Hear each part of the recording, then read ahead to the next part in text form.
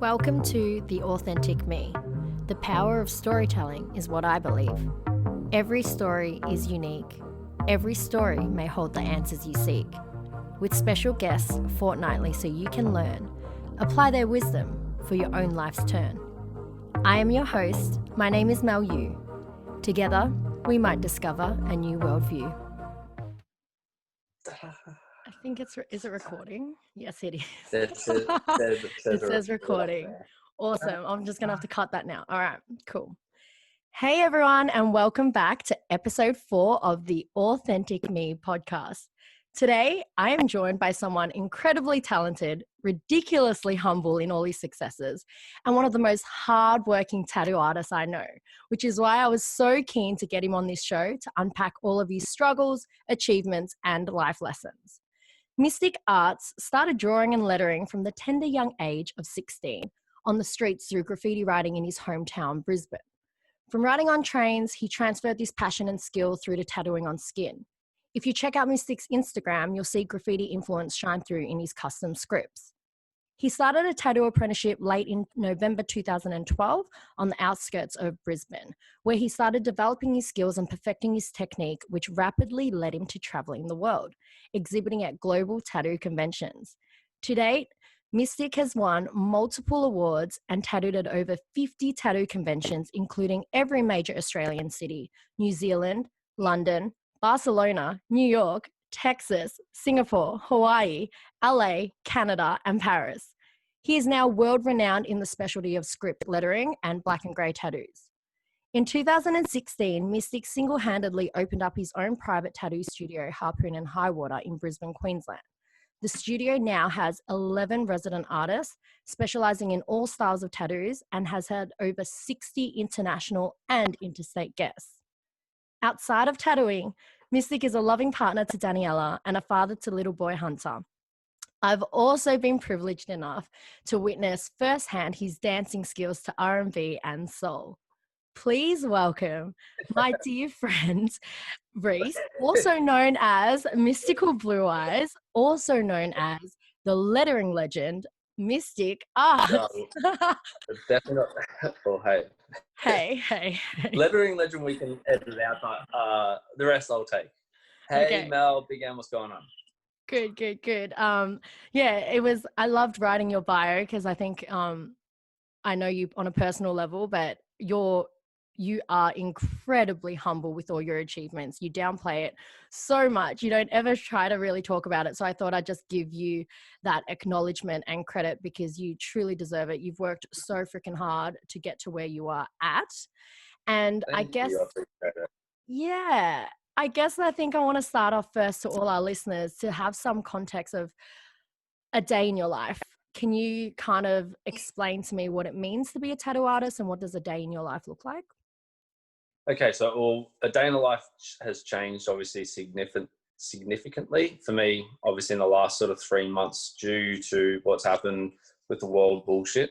So a day in the life prior to this would be obviously waking up, chilling with my boy for an hour or two and like trying to have breakfast with, my boy and my girl, and then straight off to work. And I'd be at work 8:30, I guess, 8:30. And then most days or nights, I wouldn't be getting home till probably 9:30, 10 at night. And then some days not getting home till like 2, 3 o'clock in the morning. And then get back up and start that again. And I'd be doing that I'd be doing that at least 5 days a week. If not sometimes 6 to 7 days a week. And then obviously within the midst of that, obviously I was traveling a lot. I would spend a good 6 to 8 months a year on the road, traveling to the conventions and, guess what's all around Australia or the world. But obviously coming home, I was still working my ass off. So now with what's happened, before that process, I guess life had caught up and my work ethic unfortunately had a bit of a downturn on my personal life. So it took its toll on like relationship. And then, so now I guess I've had to wake up to myself and realize like my son and my girl come before just making money. So now I'm like, I've really started to learn that like, hey, working hard and, you know, achieving my own personal stuff within my career is great, but like to sacrifice that at not seeing my son grow up or not spending time with my son and my girl is like not worth it. So now it's like just been a real adjustment period for me now. And, you know, my life now, I guess a day in life for me is like waking up. I try to wake up at say 6 or 5 o'clock. If my son wakes up at 5, you know, we try to play, spend a fair bit of time together, make sure we try to have breakfast. And then I try to get to work around 9 now. I try to have all my prep work done the day before. Try to get there by 9, you know, start work by 10. And if possible, try to get home by like sort of 7 o'clock at night. So that way I can at least try to have dinner with the family. And if I can't have dinner with the family, I'm at least being able to put my boy to bed and, you know, at least spend, you know, half an hour to an hour with my girl at night time instead of just being like, I see them for 2 hours a day, you know? Yeah. Because I guess in my head prior to this was just like, I'm providing, I'm supporting my family. I'm doing the best thing that any man could ever do. Right. But I was never there. So yeah, it's been a huge learning curve, honestly, for me. So my day in life was completely different for the last sort of like 7 years. And now it's like changed. So it's a new thing, what I'm going through at the moment, but I'm actually really, really enjoying it because other things are working for me. So yeah, that's my life at the moment. So that's awesome though. Do you think that you would have come to that realization without COVID? Or do you, like, honestly, like there's a lot of blessings that have come out of this pandemic in the sense of that forced shutdown and making you reassess those priorities, or you would have come to that anyway?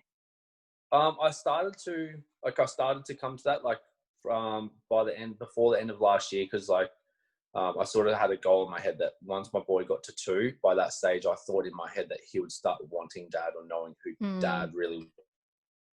You know, in my head prior to that, I was like, he's never going to remember me, so fuck it. If he's not going to remember me or remember these times, go hard, fucking really set his life up, set our family life up, push myself as hard as I can, you know, so that way it can continue on for longevity, you know, so that way like we're going to be able to, you know, live a comfortable life as a family for a long time to come. So, but then once he hit 2, I already had planned that like, okay, I need to slow down on the travels, or if I do continue with the travels, to make sure that like, you know, my family could come with me. So I had sort of, you know, put that stuff into play already. I'd cancelled the London convention, the Paris convention, which is huge, you know, like when you're invited to those conventions, and it would have been my 4th year in a row, to cancel those was like a huge thing, because it's like, how do you cancel that? Because you're surrounded by the best of the best and you're invited, so it's only invite only. So to turn that down was like a sign within myself that I'm like, cool, I'm starting to put my family first and I've got my priorities right now, which was good. And then like, you know, obviously I was still working quite hard in Australia, but I was trying to cut back on doing the big double sessions and finishing at 2 or 3 o'clock in the morning, just because I could just see myself not burning out, because I know I enjoy it. So it's like, well, I enjoy something, like I'm not burning out, but I could just see things starting to happen. But I'm not going to lie, like I'm a type of person that needs a kick in the ass. Like I'm not going to work things out. Well, especially in that particular instance, I'm not going to work things out. I need a kick in the ass every now and then to be like, hey, you need to pull your head in, you know? And it's like, I guess in some schemes, like it's not a bad thing to pull my head in, like, hey, stop trying to work so hard, you know? Like there could be worse things. I could be taking drugs, which I've never tried drugs. I could be partying and drinking, but I don't do that. All I do is work. You're just obsessed with your work. Yeah. Yeah. You know, because like, I guess prior to tattooing, I had my own construction business, and, you know, I did pretty well with that. And then when I wasn't working, like in the afternoons and night times, I was out painting. So like for me, because that was my passion, was going out doing graffiti. So in my head, if I was working 10 hours a day during the day for my construction business and then going out for 4 hours or 5 hours in the nighttime doing some painting, well, there's 16 hours a day anyways. So when I got into tattooing, well, now I'm like doing a job that I genuinely love. Like, why not just continue doing 16 hours a day? Because like tattooing took over graffiti. Like I didn't give a fuck about graffiti anymore, to be totally honest. Like it's still part of me for sure, but like, you know, I just wanted to just tattoo. So I was like, all right, let's just tattoo 16 hours a day. And, you know, there's benefits of it. Like I'm now making money from something that I enjoy, which I will always be humbled by that, because not many people realistically in this world like get to have that privilege. So I was like, make the most of it. That's awesome.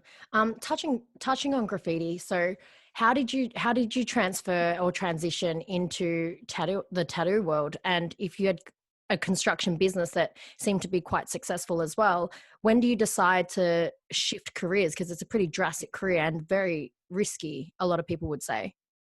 Oh yeah, it was huge risk. Like, you know, I had, you know, my construction business was doing relatively good. Like, it wasn't a huge business, you know, I only had like a couple of guys under me. It was like sort of more like a bit bigger than sole trading, you know, like it wasn't like a huge, like I've got 12 employees, I've got management staff. It was just like myself and a couple other tradies that, you know, we did big fit outs. But, you know, with that, I had a couple of investment properties and things were going good, but then obviously had some personal stuff going in my life, and I just went, fuck it. Like, you know, it was something I didn't enjoy anymore. And I was like, okay, yeah, I made some good money from it, but I literally didn't enjoy it. Like, I was like, if I'm not happy, I'm not enjoying this life, who gives a fuck about the money? So I was like, I just want to go traveling. I want to do some graffiti and just have fun, you know, and then I'll work out where I want to go after that. So yeah, it just naturally, it was real weird. Like, I wanted to travel the world, just wanted to paint, wanted to go meet people, have fun, take whatever road and see where it ended up. And then as I was doing that, that's when I was actually offered the tattoo apprenticeship, because where I first started, they had seen all my graffiti. My actual first boss tattooed me when I was 18, and they said, well, look, we're about to open up our second studio in your hometown. Like, we think you would make an amazing tattooist. And, you know, and I was like, I told him no. I said, no, honestly, I'm about to go travel the world. I'm about to sell a house to go travel the world. Like, why would I sell a house to start a whole new career? Like, I just want to go enjoy my life, not start a whole new job. So yeah, wanted just to continue doing that. And then for some reason, a good mate of mine, we're out in a wake. We were just out wakeboarding one afternoon. And he said, man, why don't you just go in and try it? Like, you never know, like it could be a job that could take you around the world, and you can still do your graffiti and, I don't know, have some fun with it. And literally from his advice, I gave the guys a call and said, look, I'll come in for a week, just hang out. I'm not working. I'm not doing nothing anyway. It's about to sell my house. So I stopped work. You know, I was pretty much not working for about 6 to 8 months, just chilling. And then traveling and playing golf and doing gym and whatever else in my single man like life. The life. Yeah, it was a pretty good like 8 months of my life. And then I just went in there, and I actually just sort of fucking went, like, I really enjoyed this. Like, this was fun. It was something new, and I was learning. And I think that was the biggest part of me. Then I just went, fuck it, let's give it a go. I said, because what else is going to make it work? So, like, I'm still going to have to sell my house because I want to go traveling. So sell a house, do this, and if it doesn't work out, I go traveling anyways. Or if it does work out, well, it works out. And then 7 years later, it worked out. So, and it's still working out. You've opened up a studio. Right. Yeah, it's still working out. Yeah, like it's working out, like, you know, really good. Not, yeah, like obviously financially, hey, it's working out good, but it's above and beyond that, it's just the life that it's given me. You know, the opportunities that I've had, the people I've got to meet, the places I've got to see, and like to have it, like I said, mentioned earlier, you know, to have a job where I can wake up and I don't even know when the weekend is, because I don't care when the weekend is. You know, I don't care that I'm at work till 3 o'clock in the morning. You know, it's not like a pain in the ass when a client says, well, hey, can you fit me in? Because I'm like, cool, this is the tattoo that I want to do anyway. So it's like, let's do it. You know, I'm lucky to have that. So, you know, I just, yeah, it's worked out really, really good that I made that decision to start tattooing. Because, and straight honestly, like, I didn't care about like tattooing, like how some people get into tattooing. You know, some people like strive to be a tattooist. I want to be a tattooist. I want to be a tattooist because I can make money. I can do this. You know, for me, it was never about making money. It was never really about like, you know, trying to have the life that I've got now. It's just about learning a new craft and having something that could allow me to have some options to go traveling to more do graffiti. That was like my original plan. But unfortunately, or fortunately, I fell in love with tattooing more than graffiti and went, okay, well, let's dedicate everything to this. So, you know, I went from like being a guy who dedicated my life to business and, you know, with my construction stuff and then personal training and everything else that was going on in life and graffiti. And I went, okay, I'm balls deep and I'm throwing every single bit of energy into tattooing. And yeah, I'm sitting where I'm sitting now on a couch in my lounge room. And is that what you do with all of your business endeavors though? Do you go balls deep, which is what you said, but do you just go 100%. completely all in and give it 110% and go, if it works out, it works out. If it doesn't, then it doesn't? Yeah. Interesting. 100%. And I put all my eggs in one basket. Like I don't like fuck trying to like, have a couple of eggs in different baskets just in case. Like for me, if I set myself a goal, like I'm going to go for it, and I'm not going to leave any reservations there. As I said, if it didn't work out at the end of the day, I'm always going to land on my feet. Like I could have always, if I had to have gone back to construction, I could have gone back to construction. Like I'm super grateful. I've got amazing parents. They did the best that they ever could, like, giving me and my sister the best life, but we never were made of money. We weren't like poor as fuck. Like we weren't growing up, say, the projects of, New York or anything, but like we didn't have money, but, they gave me a good life. And I can still remember like growing up, not having money. So I'm like, I can go back to not having money and having a good life, So for me now, it's just like, okay, well, fuck, why not go balls deep and go as hard as you can go? Because if you can make something of yourself, well, sweet, your life's going to be better than what it was before. And if it's not, go back to it and still, I don't know, try something different.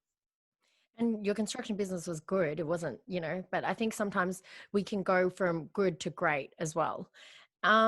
With what you've just said, you've touched on finances and money a little bit there. How important is passion over that financial value? Because I do hear a lot of people say, follow your passion and the money will come.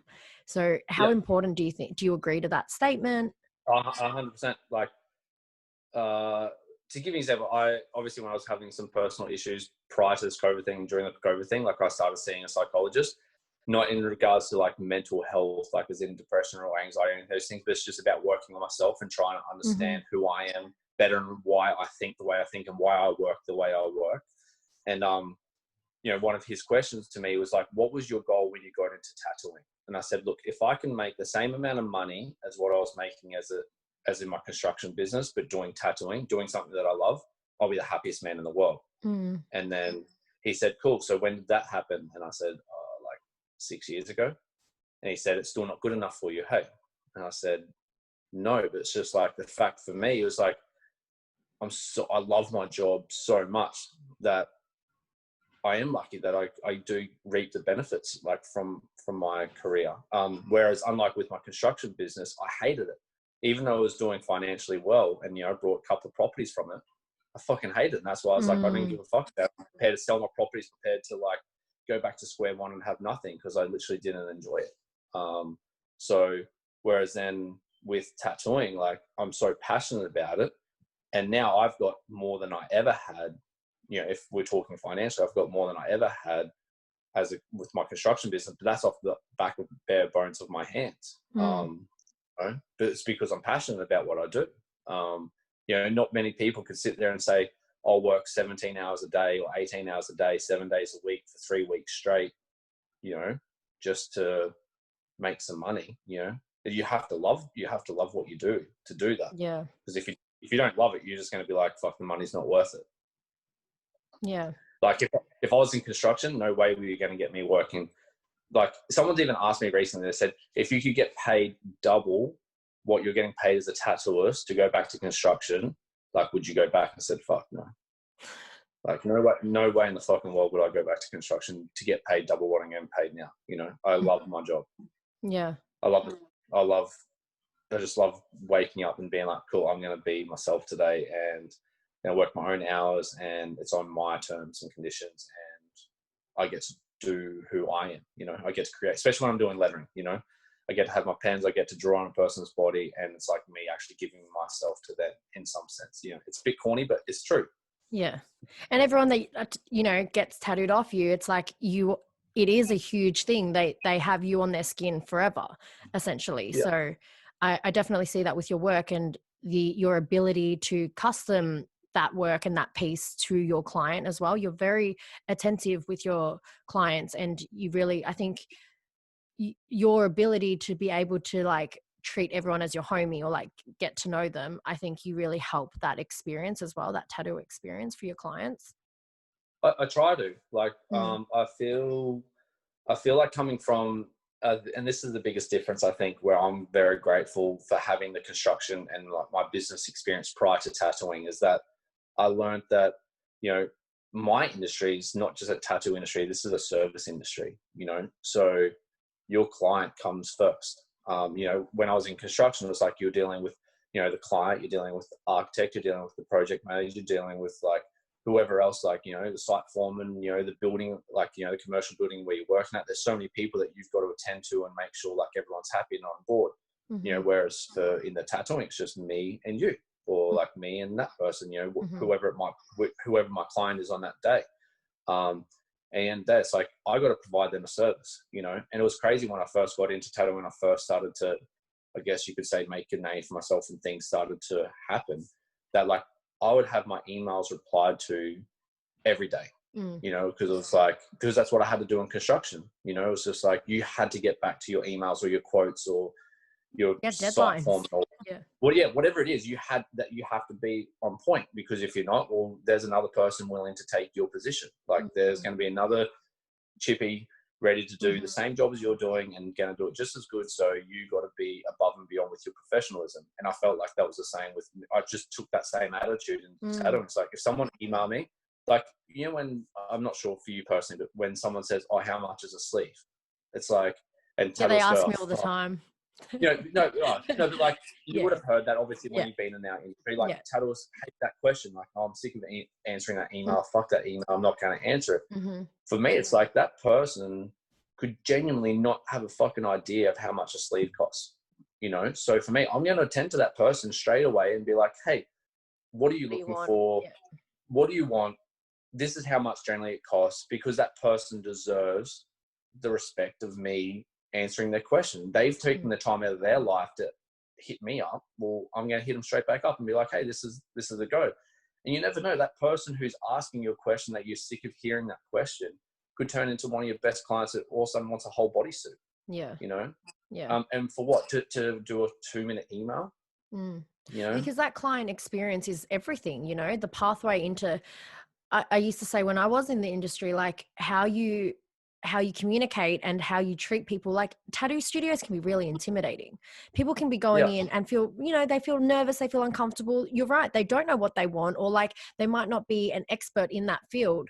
And I think a general inquiry, if you can respond back with honesty and transparency and not be an idiot about it, like it's only going to benefit you. Yeah. It was crazy. Like the amount of clients, like, because obviously I have an assistant now that does all my bookings, just because it got to a point where it was a bit too much to handle. Guys. It is just a little bit too much. But like, even at the point when I was doing my own emails, a lot of clients would say to me, it's like, it's crazy that you just get back to me within 24 hours or even 48 hours. Because like they said, oh, I've emailed other people and I would never hear back from it, or it took them 2 weeks to reply.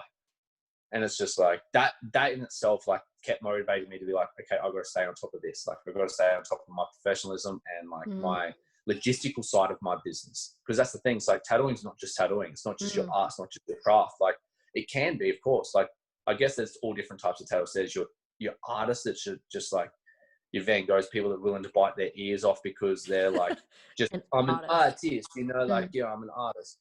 Then you have like your people that are just straight businessmen that like, they just want to rinse people for money or have a studio that just makes money. And then there's someone like myself who I'm trying to have a bit of best of both worlds. Like, I'm obviously a businessman, but then I'm also trying to be very, not conservative, like, you know, very compassionate towards like my client, because this is that part of my business, you know, and I have that within my work model, I guess you could say.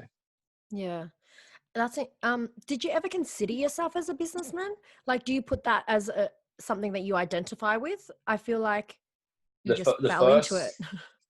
No, we'll say I was a businessman prior to tattooing. You know, like having my own construction business and, you know, having a couple of properties and that sort of thing. Like, I was always wanting to go down that path when I was in construction. So I was always planning on being some form of like businessman, you could say. But the first 2 years, I would say, with tattooing, like, I couldn't care about business. It was never about business. It was never about branding. It was never about any of that stuff. Like, my head was all about like learning. It was just like, I'm going to invest all my time and money into straight like learning every single tool and technique and whatever I can from the people I need to learn from. Like I remember, obviously my first year was pretty hard, especially financially.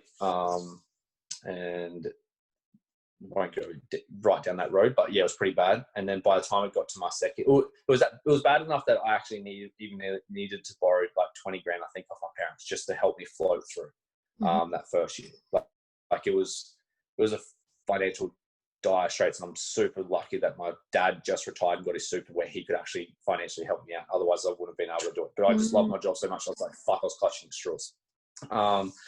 You know, and then my second year, I started to finally make some money back, you know, as a second year apprentice, and then started to finally get a tiny bit of savings in my account. I think I had $1,600 in my savings. I think I paid back 10 grand to my mum and dad, and I still owed them 10 grand. But I said to my mum and dad, I have $1,600, flights to the US at $1,200. Like, I'm going to sell a couple of canvases. I'm going to have about 2 grand. I need to get to the US. Like, wow. Can I pay you back, please? I'm going to pay you back. You're not going to pay you back, and you're not good for it. But can you just give me a little bit extra time, because I need to get to the US, and I'm going to take all the money I've got right now because I need to learn. And then, and yeah, I literally risked every single cent, and went to the US for 6 weeks. I think it was 6 weeks. And then I'd come back and I just broke even, you know, for everything, as in flights, food, accommodation, everything. I was super, but I didn't care. It was not about, like I talk about breaking even now, but at the time it was like, fuck, everything I was gaining from that trip and every single person that I met and the shit that I learned was huge.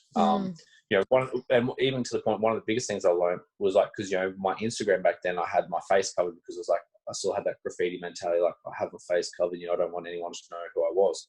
And then one of the people I learned off, Daniel Rocha, said, man, if you're planning on wanting to travel and do all these things, you want people to know who you are as a person. Like, yes, you are that graffiti writer and you have that about you, but the person who I know and the person I'm talking to right now is completely not the person you were depicting on your Instagram, you know? And he said, you're a very personal person. Like, you know, you should use that to your ability, you know, show your face. Like, people want to know who you are. Like, especially if you're going to do conventions, they're not going to be trying to walk around for a bellied up, you know, graffiti writer with a banner. Like, they want to see a face, because that's how this industry works. You know, just even like that little thing, you know, changed my whole career for the rest of my life, because it was like, okay, at conventions now, like I felt it was very uncomfortable at first to show my face, you know, just because I was like, oh, this is fucked up. I don't, you know, I've got blue eyes, but nothing else, you know? Yeah. But yeah, it was very confronting for me to do that. But then the benefits of when I first started doing conventions, and, you know, the people that did maybe follow me or want work from me could walk around and go, oh, there's like Mystik, like that's 100%. The guy I want to get work from, you know? So yeah. That's really important. That's great. I love this. I want to talk a little bit about the grind, because for you to get to the caliber of an artist that you are today, I know just incredibly how hard you've worked. I've seen the hours you've put in, the nights that you lose sleep. How important is it for those that are listening that are wanting to pursue their dream and to have that financial freedom and live a life on their terms, you know, wake up whenever they want and work and live out their passion? That all sounds great as the end goal, but like for you, how, like, I want to know how hard it actually is. Like, how important is that grind? How important is that work ethic? It's that hard, but taking it from my personal experience, it's you have to bust it that hard that you sacrifice that much that you basically lose your family, you know, which is what happened to me. Yeah, that's what happened to me. You know, I busted my balls that fucking hard that I ended up pushing my girl away, and which in turn, like, I lost my son, you know, and like, so grateful that I then went to therapy to start working on my head, just to be like, fuck, like, is this really what I want? Is this a person who I want to be? And, you know, I'm so grateful to finally have clarity in my life and then have my family back and that in chain. But like, yeah, the grind is that hard that you've got to be willing to sacrifice everything. Like, my parents live 10 minutes down the road from my house, and my sister lives 15 minutes down the road. My sister, I would see my sister maybe twice a year, you know, maybe. And that's like Christmas and maybe on a birthday, maybe. That's if I'm not working on a birthday, you know, and they live 15 minutes down the road. I would see, like, even yourself, I'd see people like yourself, my friends in Barcelona, my friends in the US, I'd see them 6-7 times a year. you know, because I was working, Conventions, you know, yeah. so, yeah, conventions, guest spots, whatever it might be. Like, I didn't see my family. Like, I sacrificed everything. So that grind is hard, but like, if you want it, like, fuck, you can make a good life for yourself for sure. You know, But do you think that sacrifice, now that you've got hindsight under your belt and the experience, is it worth it? Like, is there a line in the sand that you draw where family and relationships, or do you kind of just, you have to give it that all and you have to grind it out and potentially risk losing all of that? Where are you at with that now? If you were to give someone that is on the come up that experience and they are doing what young Mystik did, would you say, hey, hold up, or would you be like, just go for it and sacrifice everything? And honestly, that's a hard question, because I think everyone's different, right? Everyone's upbringings are different. Everyone's own individual life goals are different. You know, everyone could say want this particular type of goal, but like, you know, even me, I wanted this particular goal, but as I've learned, like, what was my goal? Like, you know, say for instance, now, like, I open up my own studio, but that wasn't ever good enough for me. Then I brought a huge 2-story commercial building, you know, like, worth a bit of money, like, got my studio in there, but that's still, like, in my head prior to all this, it still wasn't good enough for me. It was like, it was just more, like, it was just like, I was never satisfied. It was like more. And I don't think that's a bad thing, you know, like, I don't think it's a But bad is thing. it not unobtainable? You know, like, Yeah, there's always going to be more. Yeah, exactly. Of course. And like, I'm not going to deny that, like, I still have that little part of me, and that's good that I've still got that fire in my belly and that bit of ignition, but it's nice to have some balance. So I think if I was to tell someone, you know, who was me 5, 6, 7 years ago, like, hey, if you want it, like, go get it, but just be wary of, like, you have to try to, you know, listen to the people around you. You know, people spoke to me and said, hey, you got to be careful. Like, you know, you don't want to, like, do all this and then lose this. And I'm like, no, I'm sweet, you know, because, like, I don't drink, I don't smoke, I don't party. Like, I'm just working 16 hours a day. So, like, I'm one of the good ones. Like, everything will be fine, you know, but, you know, it's different. So I'll just be telling those people, hey, like, you can get it, but just be wary of, like, and you got to make sure that you got to be accountable for your own decisions. And that's the one thing I'm proud of, you know, like, I made the decisions that I've made and worked my ass off the way I have, but then I also can look at myself in the mirror and be like,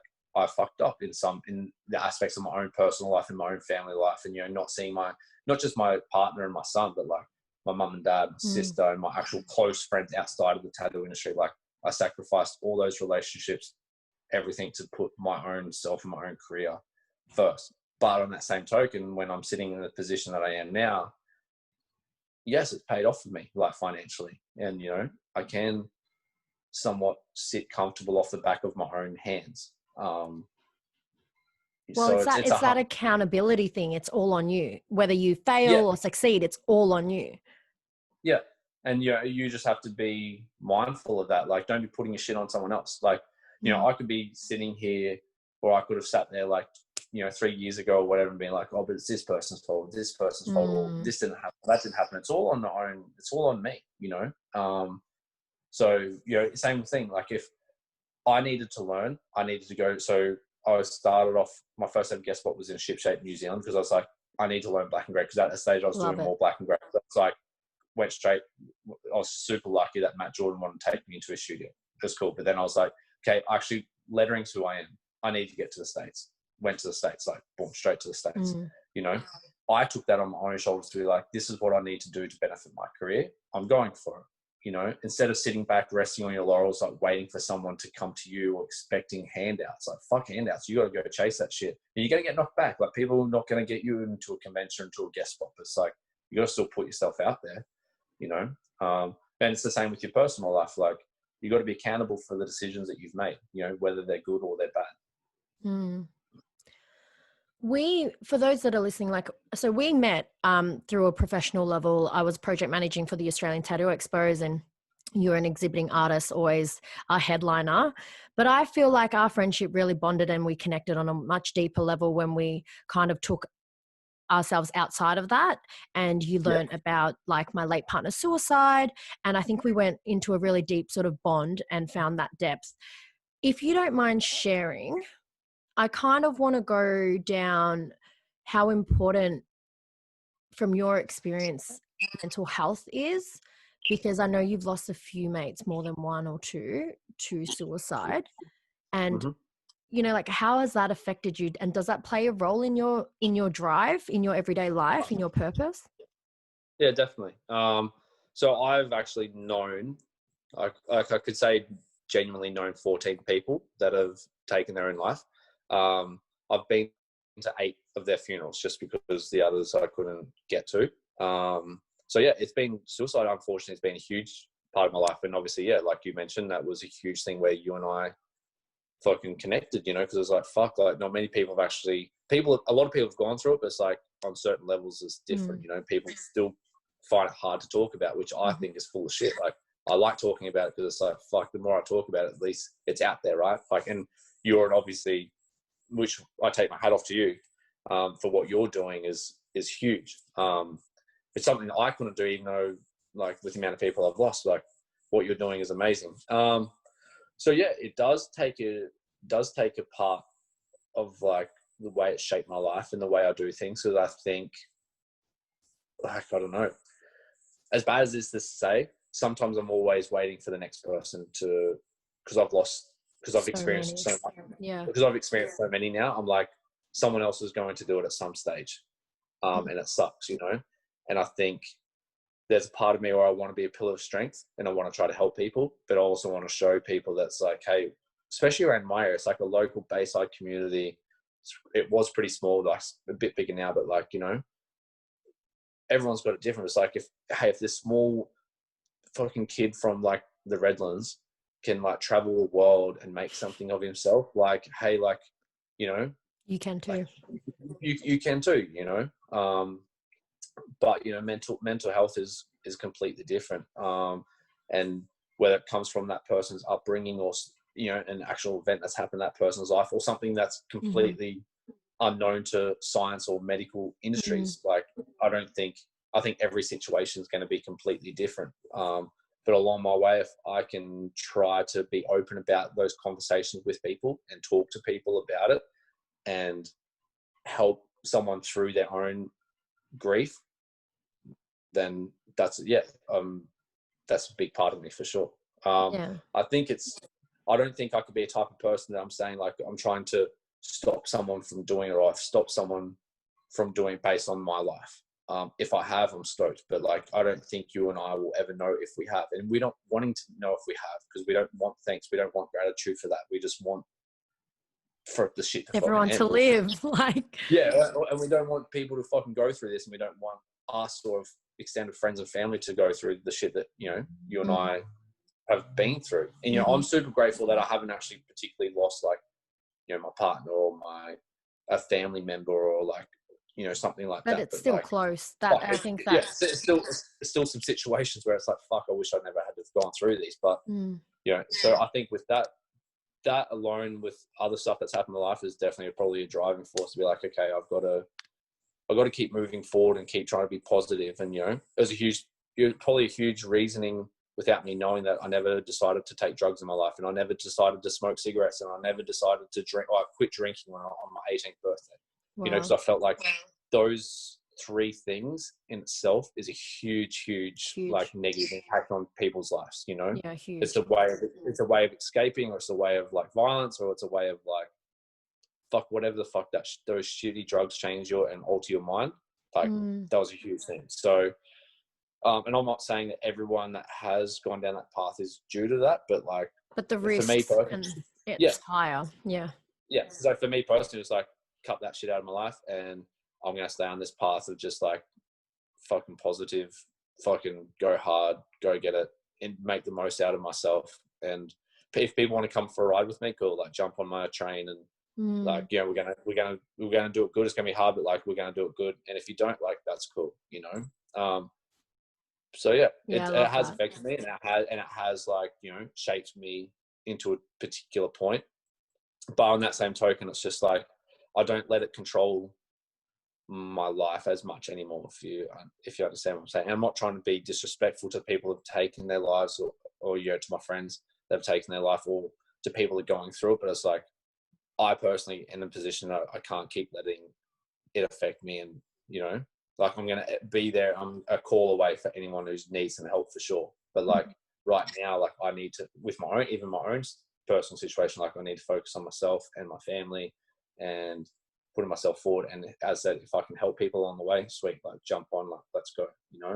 Yeah, and I think you have been that. You've been a very good friend for me as well. But your mentality of just go out there and live your life to the fullest, I really truly think that you've adopted that wholeheartedly.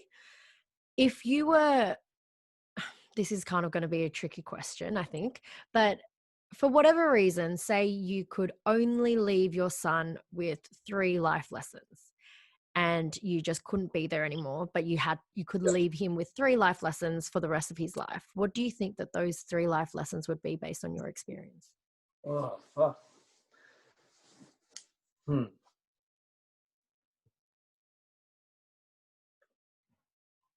Oh, that's a good question. I feel like, and this is probably maybe something where I'll be somewhat a little bit arrogant about, but it's just like, try to follow a little bit of my footsteps, in the sense of like, fuck, if you get knocked down, like fucking get back up, like, and believe in yourself, and it's the same thing. Those sort of things sound corny, but it's like something that my parents instilled in me, like, fuck, if you want something, you can go get it, or you got to work for it. It's like, we didn't have money, right, when I was a kid growing up, but I wanted a pair of Puma King football boots because I felt like that was going to help me achieve my goals and playing for Queensland or Australia for touch footy. So I was like, I needed those boots. And they're like, okay, cool. You're going to work for it. Like, I want you mowing that grass. I want you mowing the next door neighbor's grass. Like, you're going to earn your 50 cents or $1 each time you do a job to get those things. So I learned that from a young age, and I'm hoping, and I don't want my son to be just like this work ethic person, but I know that a work ethic definitely helps you in your life. Nothing's given to you. Like, you have to earn some shit. So I want him to have that. Like have that resilience about him, and have that point where it's like not conform to the bullshit. Like, I don't want him to like feel like he's got to follow some shit, like society's expectations or whatever that may be. Fuck that shit. Like, just be who you are. Like, for me, it's like I grew up in a time where, like, especially in a small Bayside community, I was listening to like hip hop, doing breakdancing and doing graffiti when I was like realistically 14 years old, when like around my area was just like surfing, skating, and no one had even heard of graffiti or breakdancing. And all of a sudden they were like, what are you doing? And then it got to the point where it was like, oh, you just want to be black. And then 10 years later, it's like 10 years later, every single one of those people are trying to give me shit about breakdancing or graffiti or like hip hop music or wearing Tupac shirts and wanting to go to a fucking Lil Wayne concert. It's like, but like, and I'm still that dude, like wearing a backwards cap, dressing the same way I dressed when I was 14, 15 years old. I knew who I was back then. And I still feel like I haven't changed. I've grown, but I still feel like I'm that same kid. And I'm hoping that my son could be that. I'm hoping my son could be that, just know who he is and not having changed to suit anyone else's bullshit. Even if it was me, as bad as it sounds, like, he's like, hey, Dad, I'm not going to change to suit you, And I don't want to follow in your footsteps. yeah. And if he doesn't, like, I'm stoked. If he wants to be a professional golf player, if he wants to be a dancer, if he wants to be a cook, you do you. Like, I want him to be him. Yeah. Like, I don't want him to go sit in the classroom with 30 other people fucking learning the same shit that they're all learning but struggling because he doesn't learn that way. I was the type of person I need you to show me personally how this particular thing works, and not by writing something on a board, And if that's the same with him, if he feels like he needs to learn another way, well, fuck, just tell me and we'll work it out, that's that. Two. Yeah, that's one more. The third shit. I think, like, it's straight up, like, just be good to people. I think that's probably the biggest first and foremost. I think that's probably, if anything, the most important thing. I feel like karma's a really, really big role player in life, and that, by being good and just doing the right thing by people, it always will come back.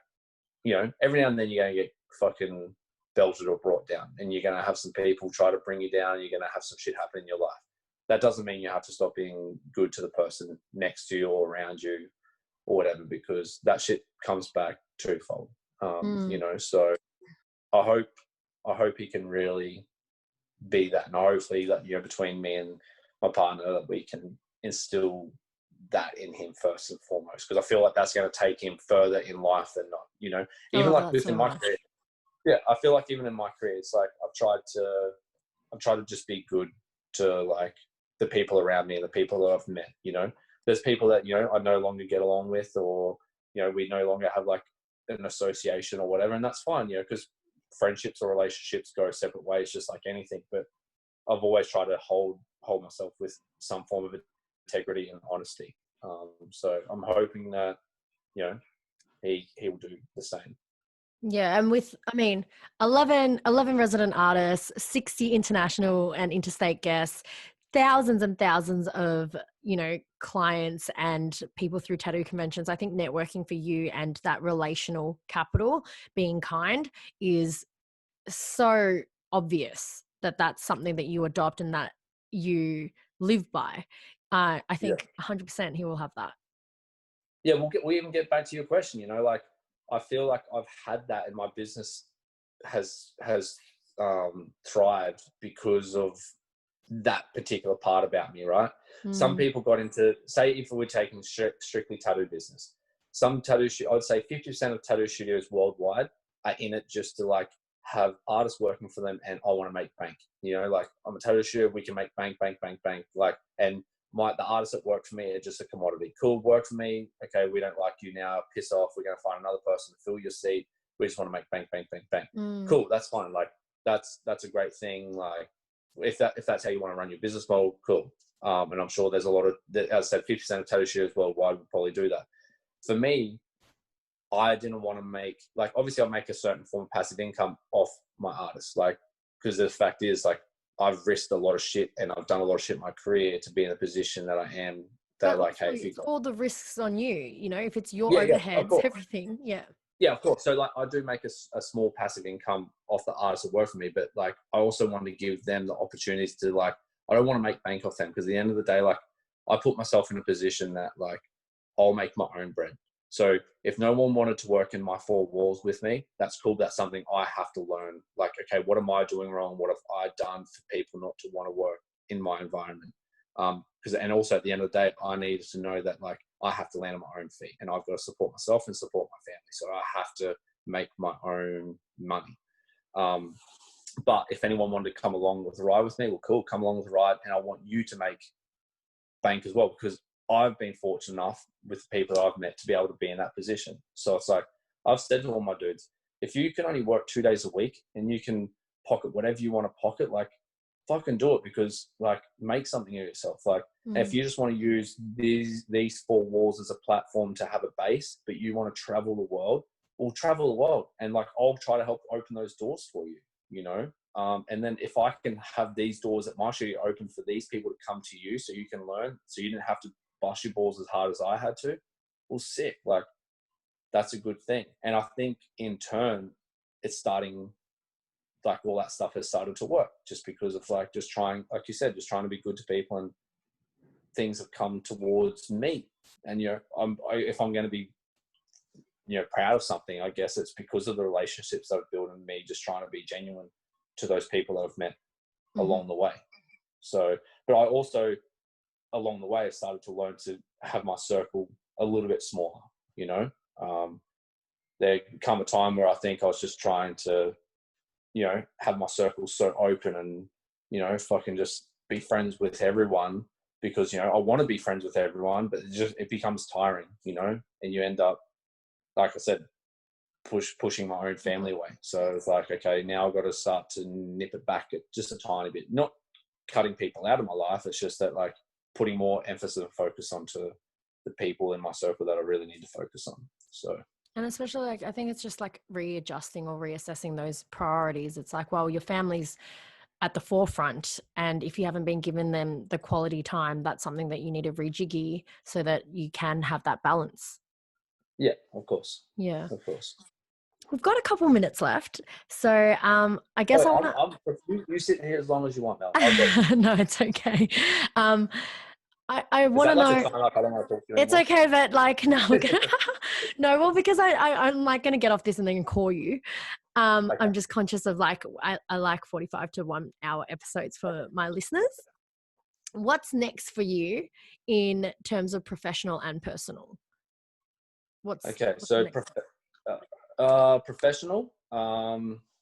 So I've been pretty lucky. I've got a couple of investment opportunities that are hopefully arising within the next, sort of 6 months to a year. Obviously, it got pushed back a little bit just due to everything that's happened in the last sort of 3, 4, 5 months, how long this COVID shit's fucking been happening. Mm-hmm. So I've got a few investments, stuff that could shape up to look pretty good, which I'm super proud of and grateful for. To know that like all this hard work and all these fucking stupid hours and all these times on the road and plane trips and conventions and everything else and hotel sleepless rooms night. and yeah. Just endless work and travel and tattoos mm-hmm. is going to hopefully get to a point where, I think maybe within the next 5 years, like I'll be tattooing just because it's like, I just want a tattoo, I'd like to think that like, even by the time I'm 40, like I'll surely tattoo it's too early for retirement. You'll be bored.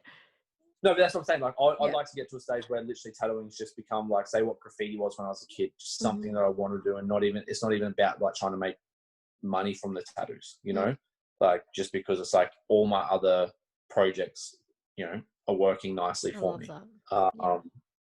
And same thing, and that's what like even getting back to the artists in my studio, it's like, like I just want to see all those guys like go gangbusters, and hopefully in 5 years time they're opening up their own studios or doing cool things or traveling the world or whatever it might be. Whatever's going to come. But I think for me as a personal thing, like tattooing and having my studio is a great thing, but it's like my investments outside of tattooing that is going to enable me to have like a really amazing life, and that tattooing will just be strictly about like passion again, because at the moment it's passion, but it's also like my financial security, which will always be part of me. But like I'm looking forward to a day where like it's just strictly passion, and then hey, if I'm still making financial gain from it, great. But like I don't need that financial gain from it because my outside projects are working. Personally, I just want to start camping and fishing a hell of a lot more. That's what my parents. Yeah. That's what my parents did for me when I was a kid. We went camping, we went fishing, we just spent a lot of time together. It was just cheap, fun adventures. It was the best experiences I ever had, and that was one thing I learned, that like my son doesn't know money or doesn't know the value of any of those things, but he remembers life experiences. So I want to give the same shit that my parents did for me for him. So yeah, we just want to get a boat. We're setting up a camping canopy on the back of my ute. Just try to go see and have as much fun as possible. And give him an amazing, life and adventure. And hey, if I'm doing the odd little tattoo on the road, cool. But that's the main thing. Like we'd want to do a lap around Australia. I think that would be really cool. Yeah, and then amazing. And then if I'm still obviously tattooing the way I want to tattoo, that like I want to start taking my family with me. And so instead of me, say, arriving in LA and working the day I arrive, and 3 weeks later I'm working the day I leave, like. And they're actually work and holidays though, like they're experiences and adventures that you're saying that you want your child to experience and have that childhood memories.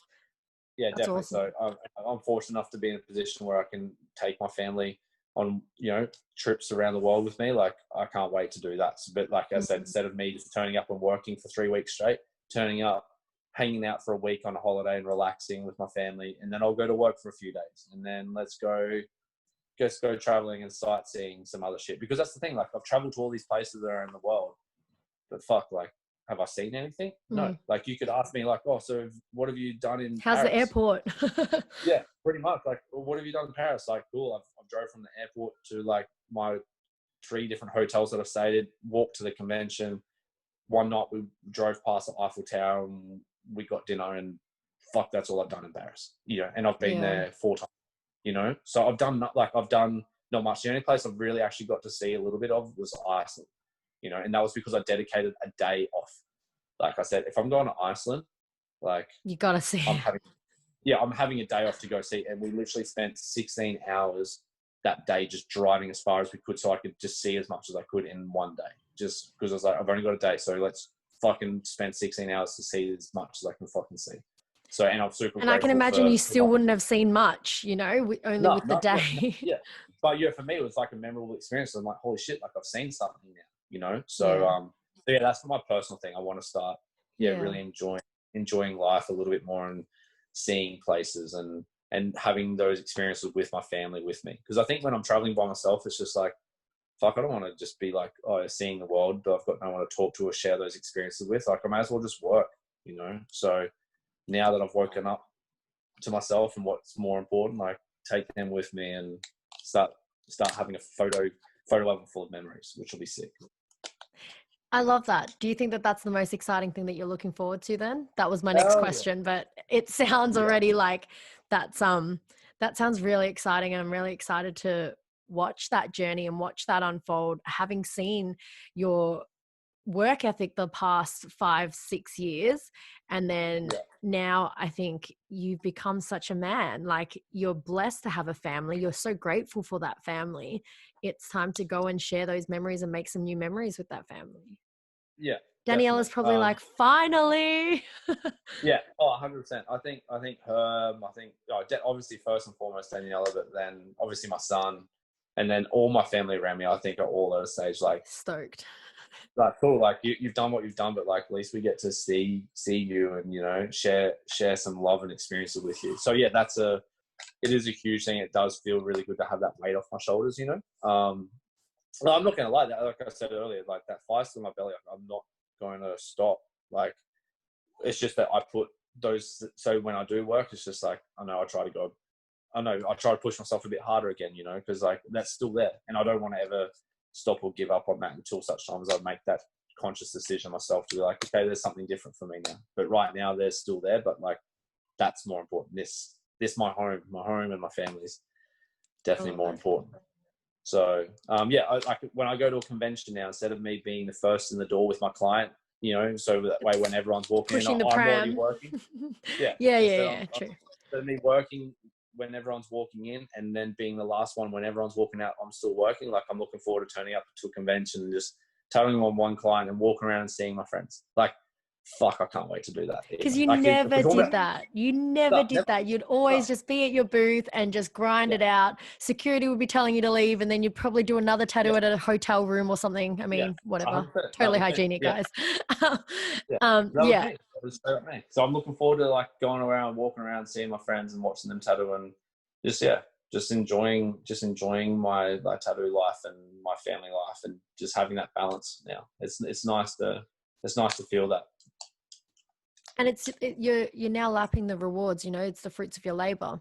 You've worked so hard. So I think it is time to kick your feet up a bit, which you won't even for long, because you're hungry. You want to continue all those successes and stuff. So and that's what I was saying in regards to like, you know, my other investments. So like, I guess I'm just shifting my work and like my financial, my money type thing to putting it towards these investments. So that way that's all working for me, you know, to allow me to diversifying though. You are diverse. You know how initially at the start of this podcast, you're like, no, you got to go 100% all in with this. But now I think it sounds like you're spreading that. Oh yeah.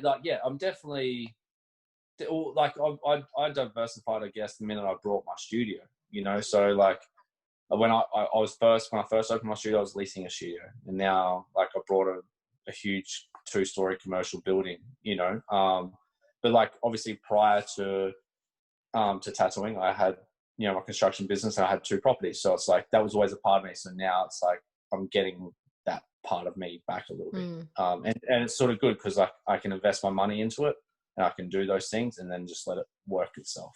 So I don't actually have to use these things anymore, you know. I don't have to use my time. He's holding up his hands for those that are just listening. Okay. Yeah, sorry, I don't have to use my hands. I don't have to like actually bust my balls, like, you know, as much anymore. Like, you know, it can work. My money can work for itself now. And I think that was always going to be part of me. I think in turn, it was probably always a decision that I wanted to have. So yeah, I've been fortunate as well. Like, I've had a lot of clients around me, you know, that are very, very, very, very successful business people. So yeah, just taking a little bit of their approach and their guidance, and you know, sort of working in partnerships sort of a little bit with them, and you know, taking a leaf out of their book. And it'd be nice to have what I have now, but not having to fully work for it, and just so that way I can just turn up to the tattooing and just really enjoy it without the thought processes of like, okay, I like want to make sure the studio's good, make sure everyone's happy and that money's coming in. It's just like, no, money's coming in because it's coming from everywhere else. Like, let's just enjoy today for the purpose of just enjoying it.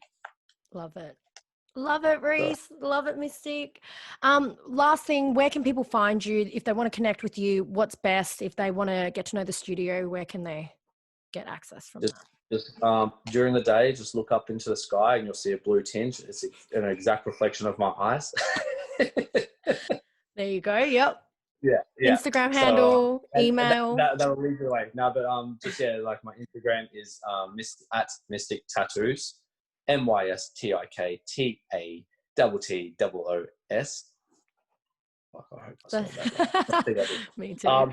But yeah, honestly, pretty much like I just use Instagram these days. I know I'm starting to get away from social media as much. Like I use Instagram as a good platform. I don't do the TikTok. I don't do Snapchat. I don't do Facebook. Like I just can't be fucked. Like in all honesty, it's just something that's like, fuck. Like I know I want to get back to reality. Yeah, I do it. I want to get back to reality a tiny bit more as well. Same thing. I was just trying to find a bit more balance. So I just use Instagram at the moment until such time as like, you know, I still keep my eyes on everything else, like just to see what I need to do, but I don't feel like TikTok and all those things are really going to work for our industry. So Instagram, and that's basically how you can find me, and all my details are on there if you want to get in contact with the tattoo, or and then my studio, because my studio is just private. So, but you can find the studio and all the artists that work there. True. Thank you so much. I freaking love you. This was so valuable, and I hope that my listeners as well.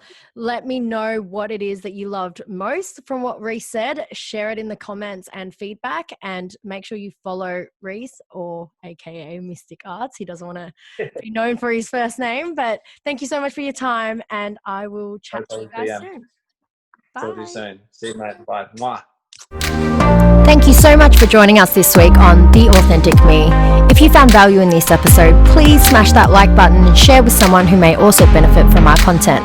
Never miss an episode by subscribing to this podcast, available on all audio streaming platforms. And make sure to let me know what you want to hear more of on this journey to your truest, highest, authentic self. See you next time. Bye.